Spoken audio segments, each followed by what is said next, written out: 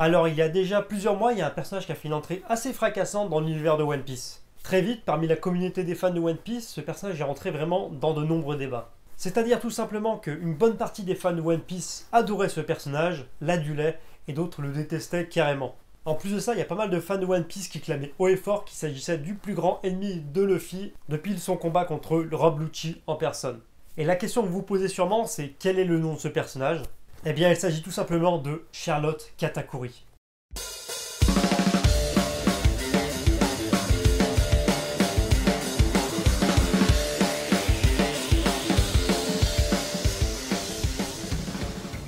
Salut à tous, bienvenue sur Geeko World. Alors aujourd'hui on se retrouve enfin pour l'ouverture d'une figurine One Piece. Mais comme vous avez pu voir dans l'intro, il ne s'agit pas de n'importe quel personnage parce qu'on va s'ouvrir ensemble la figurine de Charlotte Katakuri. Et il s'agit de la figurine King of Artists. D'après les rumeurs, cette figurine est tout simplement énorme. Et d'ailleurs, c'est ce qu'on va vérifier ensemble aujourd'hui.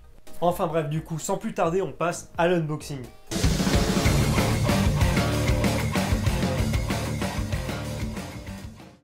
Du coup, sans plus tarder, on s'ouvre cette fameuse King of Artists de Katakuri. Hop. Alors, on retire les rabats et on retire la petite languette. Alors, là, c'est la tête de Katakuri. Il y a ses jambes. Et c'est tout, donc tout est réparti apparemment dans ce fameux sachet. Bon, cette fois c'est simple, la figurine est en 3 parties, donc la tête de Katakuri, ses jambes qui font vraiment, je sais pas combien de mètres, elle doit faire au moins 2 mètres ses jambes, et un socle, mais sans déconner, regardez-moi ça, c'est un socle original. Donc c'est-à-dire que pour une fois on a un socle un peu plus réfléchi, un peu plus pensé, et ça sert un petit peu de décor par la même occasion. Les jambes de Katakuri, et du coup voici le corps du personnage totalement badass. Allez, s'entraîner, on assemble ça. Allez, c'est parti. Faut bien enfoncer. Par contre, les picots, ils défoncent les mains. Voilà. Bon, ça a l'air d'être plutôt bien mis. Ça tient pas. Bon, du coup, on va devoir mettre le petit socle. Et du coup, voici pour notre figurine de Katakuri enfin montée. Franchement, faut avouer qu'elle déboîte carrément et qu'elle, franchement, elle en met plein la gueule. Et sans plus tarder, on va passer au point fort et au point faible de cette figurine.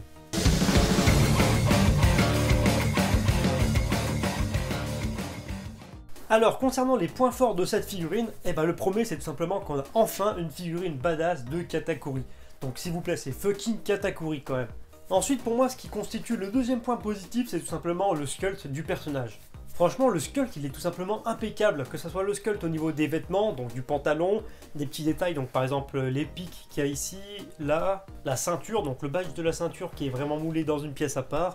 Que ce soit aussi son écharpe qui est apparemment aussi dans une pièce à part, tout ça c'est vraiment bien réalisé. Et en plus je vous parle même pas du corps de Katakuri qui est totalement badass. Franchement le muscle il est superbement bien taillé. Donc on a vraiment des muscles Katakuri prêts à péter dans tous les sens. Donc on voit les veines, on voit les plissures au niveau du muscle, on voit les contrastes au niveau du muscle.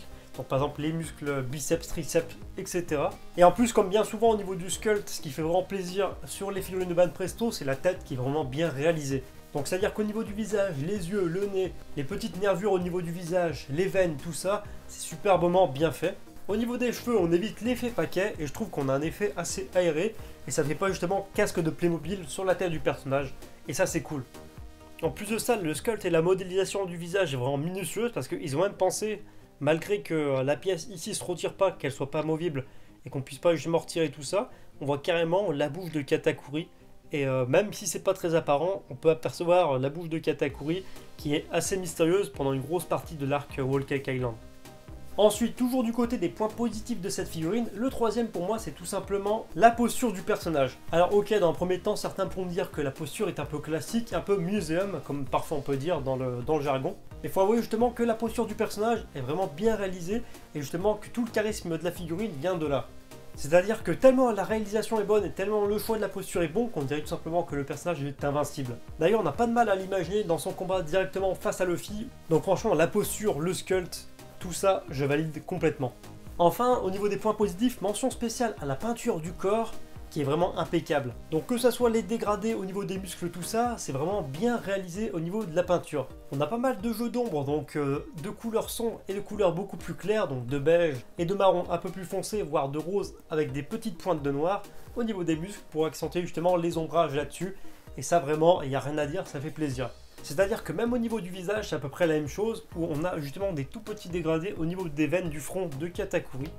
Ensuite, ce qui est pour moi vraiment le dernier point positif de cette figurine, et là franchement il y en a certains qui vont être surpris, il s'agit tout simplement du socle, du personnage et de la figurine. Alors oui, effectivement, ce petit socle en termes de réalisation, il n'est pas parfait. Donc c'est un petit socle blanc assez standard, c'est une petite pièce. Mais par contre, au niveau de ce petit socle, on a enfin de l'originalité, et merci Banpresto. Enfin bon voilà, en tout cas on a fait le tour des points positifs et maintenant on va pouvoir passer ensemble aux points négatifs de cette figurine.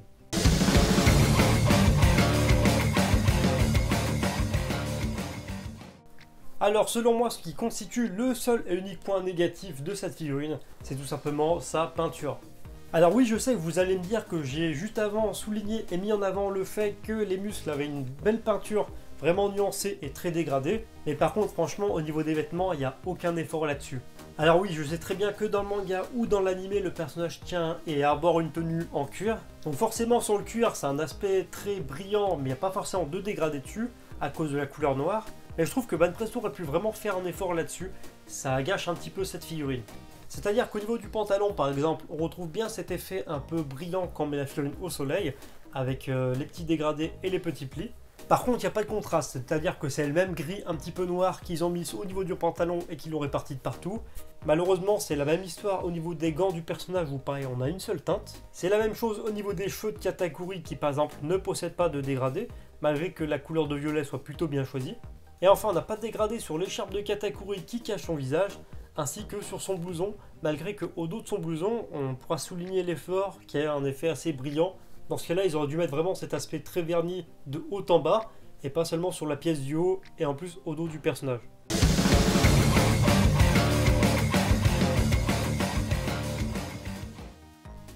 Alors sinon, du côté des caractéristiques, cette figurine est réalisée en PVC et en ABS. Du côté de la taille, la figurine mesure un total de 25 cm. Cette figurine, vous pourrez la trouver facilement à un prix oscillant entre 30 et 40 euros. Et la mienne, il faut savoir que je l'ai achetée chez Rakuten. Dans le manga, il est indiqué que Katakuri mesure 3 mètres. Ce qui fait qu'au final, la figurine de Katakuri, donc la King of Artists, s'accorde parfaitement avec par exemple une figure 0 de Luffy. Autrement, si vous voulez un autre comparatif de cette figurine de Katakuri face à d'autres figurines de Luffy, et ben voici de quoi comparer.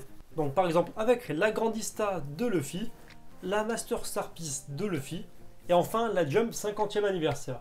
Enfin, notez quand même que la sculpture de Mugiwara no Luffy Gear Force s'accorde aussi en termes de proportion par rapport à cette figurine de Katakuri. Donc, encore une fois, c'est bon à savoir. Et pour ceux qui sont balèzes en diorama, eh ben, il y a quoi faire un truc assez sympathique. Enfin bref, voilà, du coup, c'est tout pour cette vidéo. J'espère vraiment qu'elle vous a plu. Si c'est le cas, comme d'habitude, n'hésitez pas à me le dire en mettant un petit like. Donc, plus il y aura de likes, plus ça montrera l'intérêt que vous avez suscité par rapport à cette vidéo.